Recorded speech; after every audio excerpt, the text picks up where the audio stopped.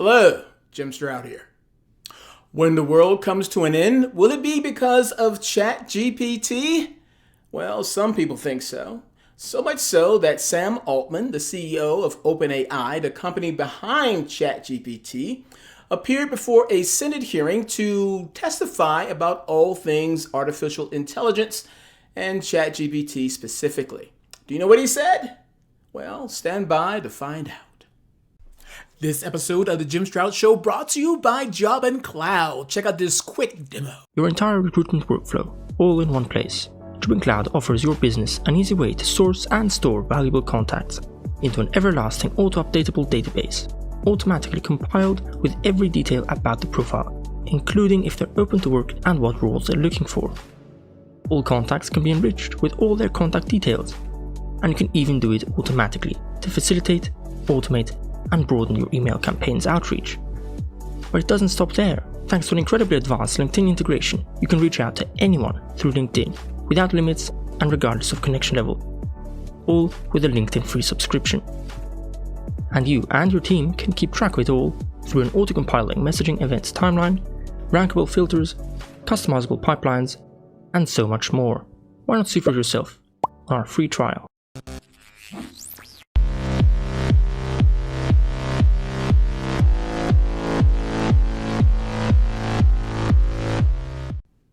Sam Altman, CEO of OpenAI, testified before the Senate to advocate for regulatory measures against artificial intelligence. Here's a clip. My worst fears are that the field, the technology, the industry, cause significant harm to the world. I think that could happen in a lot of different ways. It's why we started the company. It's a big part of why I'm here today. And why we've been here in the past and we've been able to spend some time with you. I think if this technology goes wrong, it can go quite wrong, and we want to be vocal about that. We want to work with the government to prevent that from happening, but we try to be very clear-eyed about what the downside case is and the work that we have to do to mitigate that. As a concerned citizen, I was glad that this kind of conversation was being had up on the Hill, because artificial intelligence, as wonderful as it is, can be dangerous in the wrong hands. AI's peril is far more than stealing a singer's voice and composing a new song or drafting love letters and college essays. Researchers warn it could create counterfeit humans, steal identities, spread fake news and medical advice, undermine elections, democracies, even start wars. And there is wide agreement that humans could soon start losing their jobs to AI. But I digress. During the meeting, they discussed several potential downsides of artificial intelligence, and they named things like the spreading of misinformation, actually the spreading of election misinformation, copyright issues, and the impact it would have on the job market. But the bottom line, across the board, in a rare show of bipartisan support, everybody in the room said, yep, this is something amazing. And something has to be done to protect us in case something goes wrong. But exactly what they would do, well, that's where it got a little interesting because no one really knew. To their credit, they did ask Sam Altman for suggestions, and he suggested that they create a regulatory body to put rules and restrictions on how artificial intelligence is used. Pretty much like the way they do the pharmaceutical industry. Now, I like the direction that this is going in, but I am skeptical that anything will be done anytime soon. Why? Well, 3 reasons. Technology advances fast and the government has to struggle to keep up with it. Technology is complex, operating on a global scale in a lot of cases, making it difficult for any single government to enforce regulations effectively. And then there's politics. Different political ideologies and interests within the U.S. government can result in differing priorities and approaches to technology regulation. If you want to see all of that in action, just look at social media. Social media platforms began to emerge in the early 2000s with platforms like Friendster, MySpace, and Facebook, gaining popularity. However, comprehensive legislation specifically addressing social media platforms took more time to materialize. It wasn't until the 2010s that the US government began enacting laws and regulations more directly focused on social media.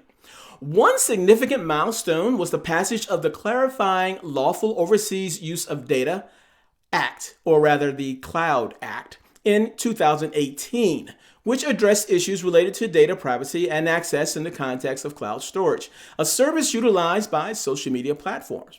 This act had implications for the way social media platforms handle user data, including content stored overseas. Now, in case you missed it, I'm going to point out something significant in the timeline. Facebook starts to become popular in 2004. And then the Cloud Act made its debut in 2018. 2004, 2018. I'm just saying. But hey, that's just one guy's opinion. What's yours? Leave a comment below and let's have a conversation. Are you skeptical that anything will happen from a legal perspective around regulating AI? Or do you think that by the time they get around to it, the whole world would have changed again? I lean towards the latter, but I'm curious to see what you think. Let me know. Yeah.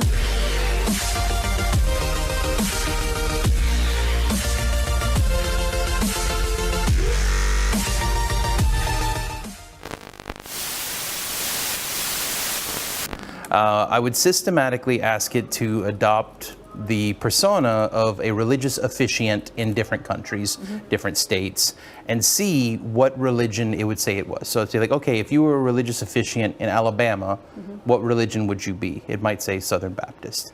If you were a religious officiant in Brazil, what religion would you be? It might say Catholic. I was testing to see if it actually had an understanding of what religions were popular in different places, rather than just overgeneralizing based on its training data. Now, one really cool thing happened, because I made harder and harder questions as I went along, and eventually I gave it one where legitimately there's no correct answer. I said, if you were a religious officiant in Israel, what religion would you be? And now, pretty much no matter what answer you give, you're going to be biased one way or another. Somehow it figured out that it was a trick question. It said, I would be a member of the one true religion, the Jedi Order. And I laughed, because not only was it a funny joke, somehow it figured out that it was a trick question. And it has a sense of humor. Exactly.